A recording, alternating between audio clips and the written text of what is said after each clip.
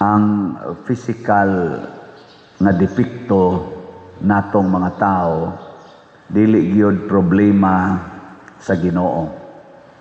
Kay ang gahom sa Ginoo dali ra kaayong makasulbad sa atong mga physical needs. Sama ng pagkaon, kanang healing, dali ra gyud kay na niyang buhaton. Unsa may lisod buhaton sa Ginoo? Ngan hinato kana gyung atong mga spiritual defects. Ang depikto nga espirituhanon. Mao na si Solomon sa iyang pagkabatan-on nga successor sa iyang amahan nga si Hari David, dali ra kay siyang gisuplayan sa Ginoo og wisdom, gahom sa pagdumala sa iyang gingharian. Og mao tong milambo gyud maayo ang gingharian ni Solomon. Apan sa dihang natapta na og spiritual sickness si Solomon, nga mao ang iyang garbo, ang iyang pagka self-righteous, nagsigi na siya supak-supak sa Ginoo, wala na'y nahimo ang Ginoo niya. Gani sa atong pagbasa kagahapon, kaduha ang Ginoo nagpakita ni Hari Solomon kay gisultihan siyang di lagi na mao imong gibuhat, ni padayon gyud si Hari Solomon. Og mauna ni ron ang atong unang pagbasa, guba na sa Ginoo ang iyang gingharian. Usa na lay gibilin nga nasod ngadto niya ang Huda tungod sad sa iyang amahan nga si Hari David. Practically gikuha ang tanan diha ni Solomon nga hinatag sa Ginoo. Linyay mong tupad ingna naa kay spiritual sickness na spiritual ba sickness na lisod kay na ayohos Ginoo, di na madag sa imo pa nang ipa-exercise maglisod jud ka lagi. Hasta pa ganing exorcist, matakdan pa usahay.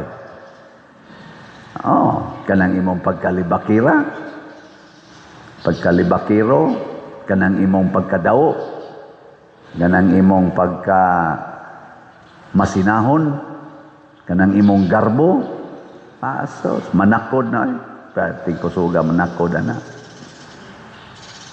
Mao na diri sa atong ebanghelyo, gadahan sila og tao nga bungol og amang. Gidaan lang atong Hesus. Hikap lang Hesus, kulkog ang dunggan, pag-ingong ipata, awa na, kadungog na, makasulti dayon. Pero unsa may puli ni Satanas dito sa tao nga naayo sa iyang pagkaamang o pagkabungol nga pisikal, giilisan og spiritual deafness. Kana bang espirituhanong pagkabungol, kaysa dihang niingon si Hesus, gipinahan sila, ayaw mo panabi. Ang sabi nito po, pulting panabi. Pulting panabi. Nya, nakadungog pa sila ni Hesus. Wa na. Nya, giayo ni Hesus. Wa na sad. Nga naman, kani manggong spiritual sickness mga igsoon, dili ni siya maayo sa Ginoo. Kay nga naman, ang tao nga maigo ani, dili mo dawat nga naa siya'y sakit. Mao na, unsaon man pag-ayo nimo og di ka mo dawat nga naa kay sakit, nga naa kay depekto. Para karon god, daghan kayong atake sa atong mga politicians, labi na gid sa atong presidente. Pero pila man kabuk nila ang mudawat sa mga gisulti nga negative ngadto nila sa ilang depekto. Pila man kabuok ang atong presidente, kusog bang mudawat sa mga gisulti batok niya? Niangkon ba siya? Ang vice presidente, kusog bang mudawat? Niangkon ba siya sa iyang mga depekto? ug sa mga gisultingan niya, ambot lang. Ug ang uban pa nato, ang taga-Congress, kanang ato mga congressmen nga kunuhay gitawag og House of Representatives. Nya na sa tay madunggan, House of Crooks. Ambot, nipalit ra ba kog Crooks nga kana bitang dito ko sa Butuan pag assembly na mo, nya magkamino man gyud, nya uwan man kayo. Sapatos nako basa sa uwan. Ingon ko nga palit ko og kanang plastic nga kuan. Isa adto lang tas kuan pa dir kanang Crooks. Nako uy, House of Crooks. Di dito ko unsa nang Crooks sana bang ano ba? Mahal ra ba kayo? Oh, amurag igo-igo sa day kay ang og tawag og House of Crooks, mahal kay sweldo ang mga congressmen nato Ila lang kong bonus tag 2 million. Bonus lang ha. 2 million tungod pag break nila pag nusa sila ni break. Gitagaan din sila bonus inig break nila, pabaon inig bakasyon. Grabiha de ana nila de ano. Unya kadto kunong ilang pirma-pirma naman toy nang sulti ato di man sad ni atong bana-bana na may pipila nilang ni sulti katong unang impeachment. Tag 150 day kuno to million usa lang ka pirma. Pagkadagkua din lang ang ayan sa tingin nga lag Crooks kay ngano man kanang mahalon ba? Mahalon. Nya di gid na sila maminaw. Di gid na mo angkon sa ilang sayop. Mauna ang spiritual sickness. Di ka mo angkon nga ikaw dunay depekto. Para gud nang bana nga mga bit or asawa nga mga bit. Spiritual man na sickness. Nya imong sultihan masuko pa na. Masuko. Asumagod karon gud. Ang atong mga leaders atong nasod na inisulti nga bangag ka, preso dayos ICC.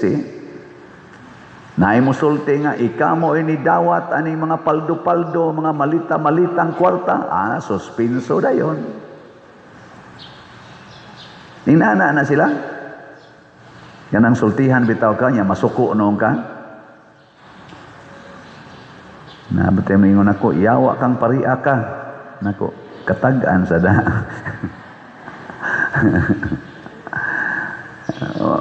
Dawat lang to ay may nindot dawaton ang atong depekto o ang atong nindot.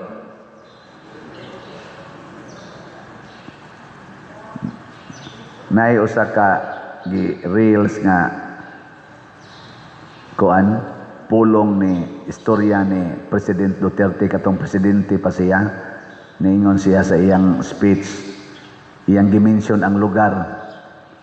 Didto'y nag-inigural sa bag-ong taytayan nagihimo kuno nya siya maoy gidapit isip presidente nya ilam ginang paunhan ngadto og mga mo kanabang mo analyze ba tanang sa mga PSG ba na inana. Sus na may ni-report niya nga dako kuno kayo ditong tarpaulin gibutang, welcome Mr. President of the Philippines. Daghang salamat sa imong proyektong gihimo sa among lugar.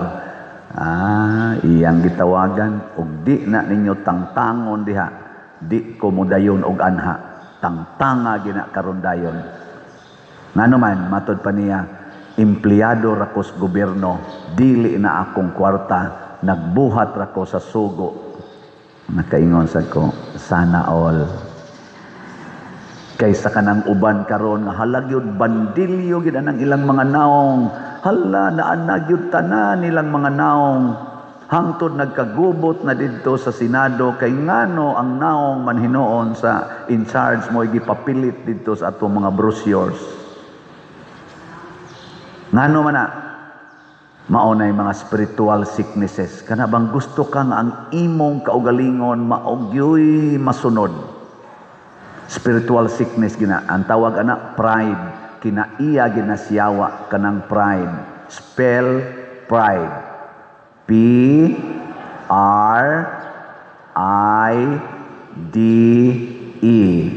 Unsay naa sa center? Unsay naa sa center? Unsay binisaya sa ay? Ako. Mo na ang sentro sa spiritual sickness mao ang ako. myself. Munang tawgon na nato sila self-righteous, self-centered nga mga tao. Milingay mong tupad, inakinsay imo rong sentro.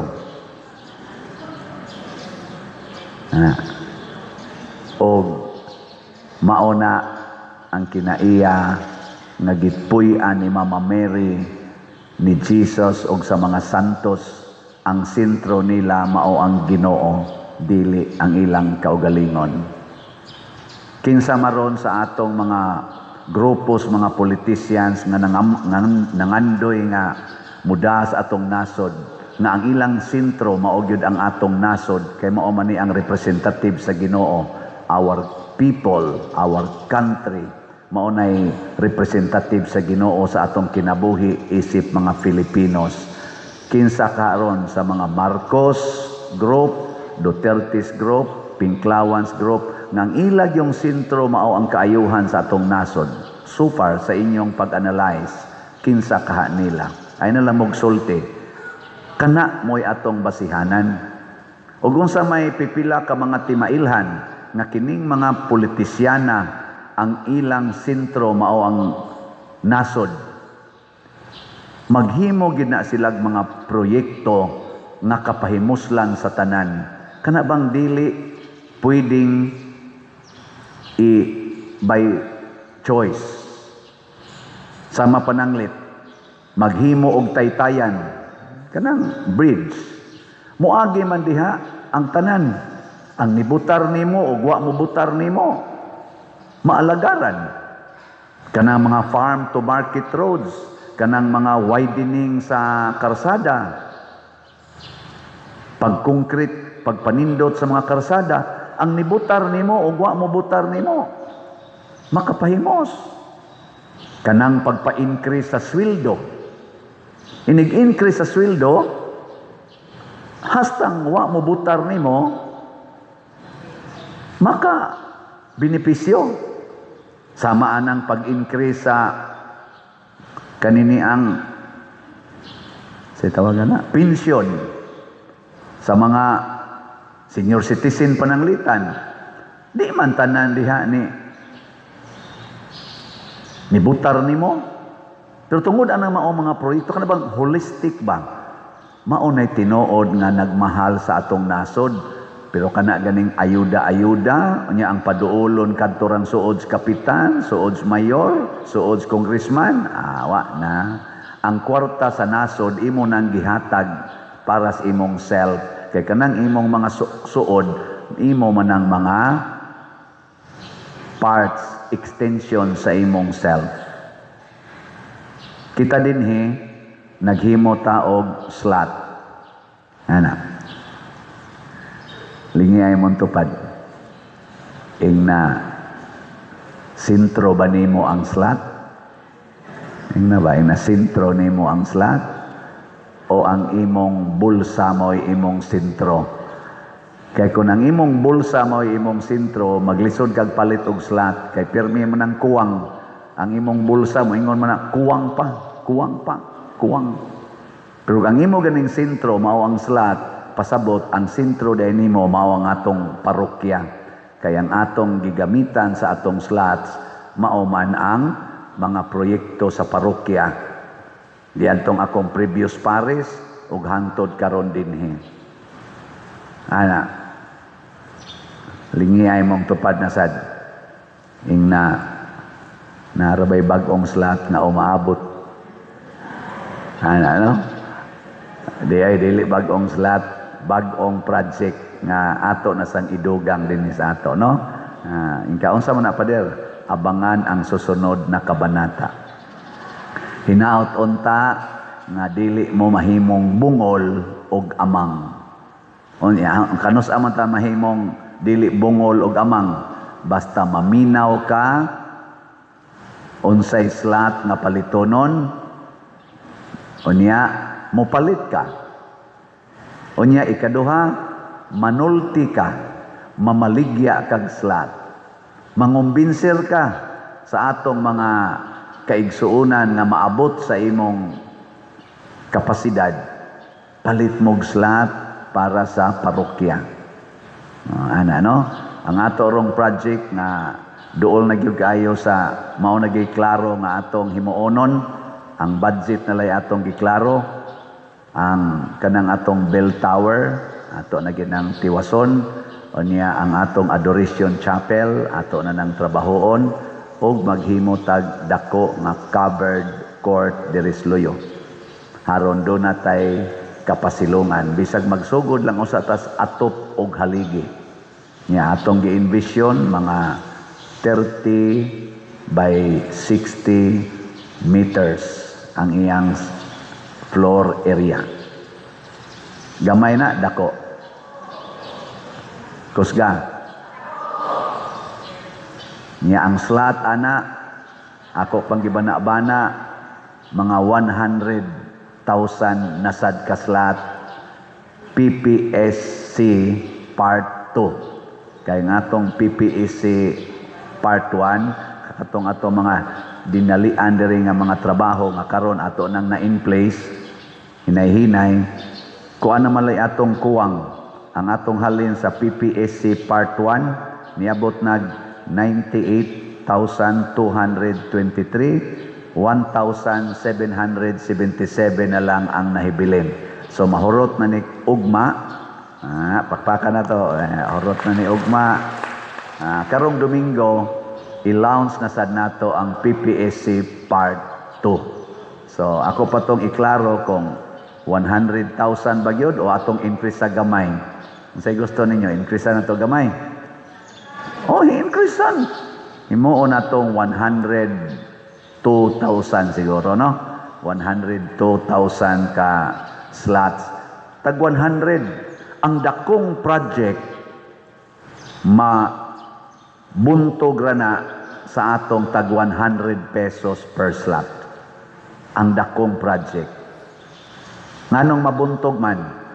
Kung maminaw lang ta, unya manulti sad ta sa pulong sa Ginoo. O kung sa may pulong sa Ginoo, whatever you do to the least of your brethren, you do it to me.